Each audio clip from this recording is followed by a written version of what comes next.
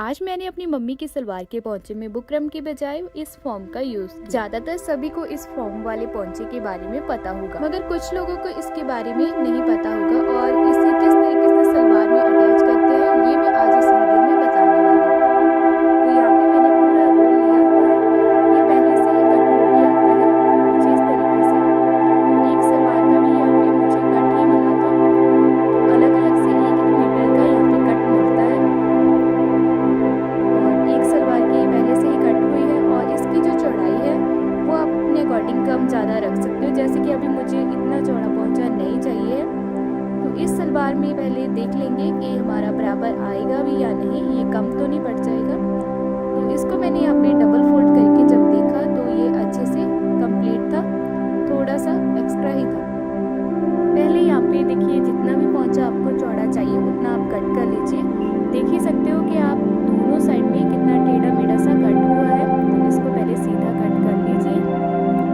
वैसे तो इस तरह के जो फॉर्म है पोंचे में डालने के लिए मार्केट में से आसानी से मिल जाती है। अगर फिर भी आपको ना मिल पाए तो इसका लिंक आपको डिस्क्रिप्शन बॉक्स में मिल जाएगा, आप ले सकते हो। ये मैंने पहले से ही लेकर रखी हुई थी काफ़ी टाइम की, तो मैं किसी सलवार में इस तरह की फॉर्म डालती हूँ, किसी में नहीं डालती हूँ। तो ये रोल में भी आता है, जैसे बुकरम का गोल गोल सा रोल होता है, ठीक है। तो यहाँ पे मैं 2.5 इंच का मार्क कर रही हूँ, क्योंकि मुझे 2.5 इंच का ही पोंचा रखना है। आप 1.5 रख सकते हो, 2 रख सकते हो, 2.5 रख सकते हो। सारी का सारा अगर आपको बनाना है तो सारा भी बना सकते हो, ठीक है। 3 इंच भी इसकी जो लेंथ है वो आती है। तो यहाँ पे मैं हल्का हल्का सा इसको कट कर रही हूँ। तो पेन इसके ऊपर चला नहीं था, मगर हल्का हल्का सा इसके ऊपर निशान बन चुका था, पता नहीं पेन खराब था या कुछ और। तो यहाँ पे मेरा मार्क को लग गया था दबाव की वजह से, तो इसी दबाव के ऊपर मैं कट कर लूँगी। कट करने के बाद इसको डबल फोल्ड कर लेंगे, अलग अलग कर लेंगे दोनों पोंचों की जो फॉर्म है।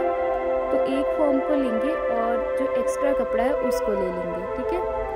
तो इस कपड़े के ऊपर आपको पहले फॉर्म अटैच नहीं करनी है, तो इस कपड़े को पहले सलवार की मोरी में अटैच करेंगे। तो यहाँ पे मेरे पास जो फैब्रिक था वो बिल्कुल ही देख सकते हो कि आप थोड़ा थोड़ा सा ही ज़्यादा था। अगर आपकी सलवार का जो कपड़ा है वो हल्का है तो इसको कवर करते हुए ही लगाएं, जैसे कि हम मोरी को दूसरी साइड से कवर करते हुए ही लगाते हैं, ताकि बुकरम जो है मोरी के बीच में दिखे ना। इसी तरीके से आपको फॉर्म को लगाना है। मगर ये वाला जो सर्दियों वाला स्टफ था इसके बीच में बिल्कुल भी दिख नहीं रहा था।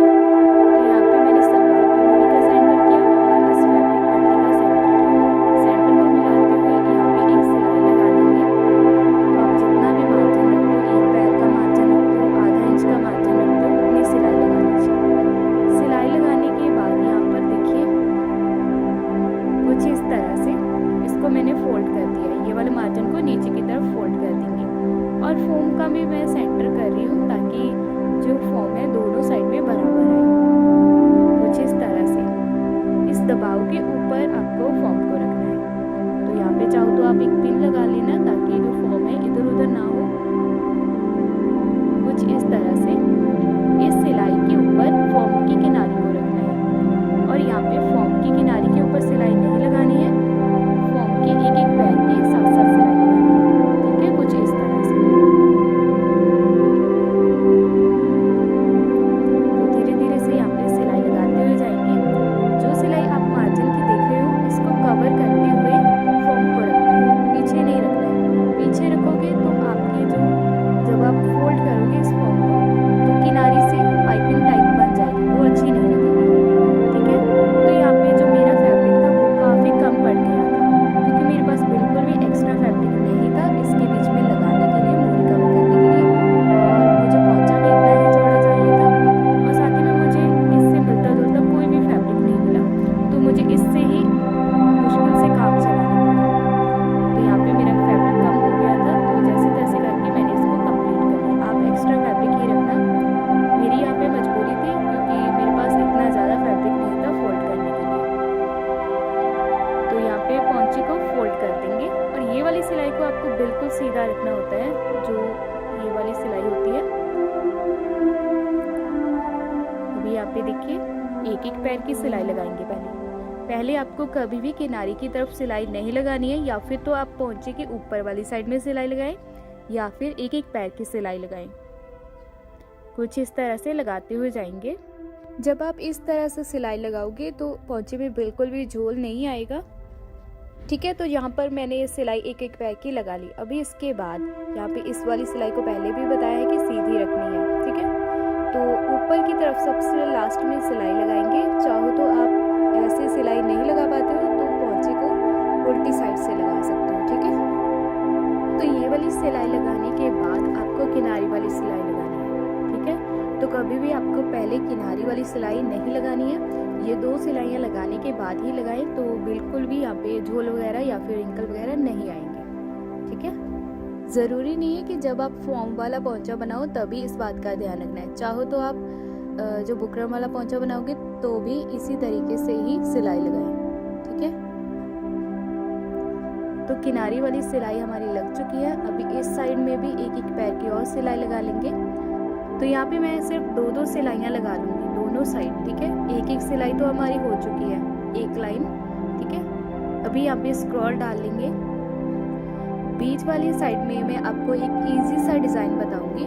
जैसे कि आपको ज़्यादा पत्ते वगैरह नहीं बनाने आते हैं, सीधी सिलाई तो हर कोई लगा लेता है, तो सीधी सिलाई के साथ ही जिगजैग से बना हुआ एक पैटर्न बताऊंगी। ठीक है, वो आप इजीली बना लोगे। तो पहले यहाँ पे मैं स्क्रॉल डाल लेती हूँ। डालने के बाद एक एक सिलाई में और स्क्रॉल डाल लेंगे। तो यहाँ पे दोनों साइड एक एक सिलाई और लगाने के बाद बीच में जो भी स्पेस बचेगी उसके बीच में डिज़ाइन बनाएंगे। तो कुछ इस तरीके से ये मैंने मार्क लगाए हैं। ये मैंने 2-2 इंच तक लगाए हैं। इसके सेंटर में ऊपर की साइड आप देख सकते हो, इनके सेंटर में निशान लगाते हुए जाएंगे। कुछ इस तरह से जिगजैग बनाना है, डॉट्स को बस मिला लेना है। ठीक है, तो उस डायरेक्शन में आपको फुट को रखना है जिस डायरेक्शन में हमारा डॉट लगा हुआ है। तो बहुत ही आराम से ये सीधी लाइनें लग जाती हैं। तो एक बार ये वाली सिलाई लगा लीजिए। उसके बाद सभी डिज़ाइन जो है बहुत ही इजी है।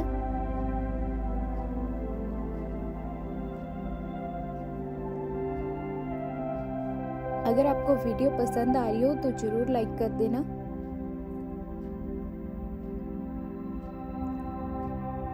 तो यहाँ पे देखिए दूसरी सिलाई कुछ इस तरह से लगाएंगे। यहाँ पे पहले मैं 2 इंच का मार्क कर लेती हूँ क्योंकि पहले यहाँ पे सिलाई नहीं लगाई थी मैंने। तो कॉर्नर में आपको बिल्कुल वहाँ से ही सिलाई लेनी है। यहाँ से आपको एक एक पैर का डिस्टेंस कर देना है। यहाँ से नीचे से मिलाएंगे तो कॉर्नर की तरफ भी मिलाएंगे। देखकर आपको अच्छे से समझ में आ गया होगा कि ये वाली सिलाई आपको किस तरह से लगानी है। ऊपर देखिए मैं एक एक पैर का डिस्टेंस दे रही हूँ और नीचे मैं ये वाले कॉर्नर में मिला रही हूँ। ठीक है, तो इसी तरह से आपको धीरे धीरे से ये तिरछे पार्ट को जो कवर कर देंगे सिलाइयों के साथ। तो ये सिलाई लगाना भी बहुत ही इजी है। इसको फिल करने के बाद नीचे वाले जो कॉर्नर है वो खाली बच जाएंगे। तो उनको किस तरीके से करेंगे ये भी मैं आपको बताऊंगी बहुत ही इजी तरीके से। तो जितना इजी डिज़ाइन हो सकता था वो मैंने आपको बताया है। तो पहले मैं इस वाले पार्ट को कंप्लीट कर लेती हूँ। तो धीरे धीरे से आप देख ही सकते हो कि कितना सुंदर सा डिज़ाइन बनता हुआ जा रहा है।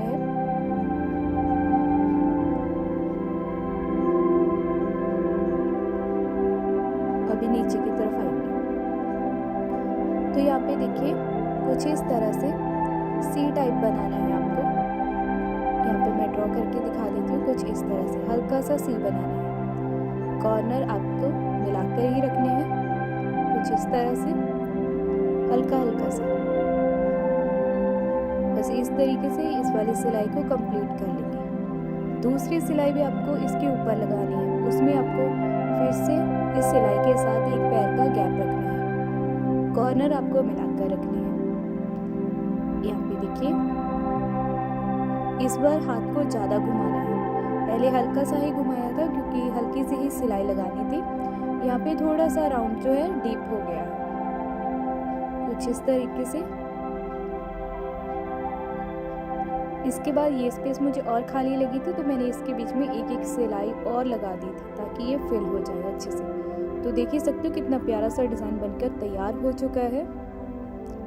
और बैक और फ्रंट साइड कितनी अच्छी फिनिशिंग आई है। तो दोनों पोंचे को इस तरीके से ही रेडी कर लेंगे। उम्मीद करती हूँ कि आपको ये फॉर्म अच्छे से पोंचे के बीच में लगाना आ गया है। ये वीडियो अगर आपको पसंद आई है तो कमेंट में रेड कलर के हार्ट भेज देना और वीडियो को शेयर कर देना।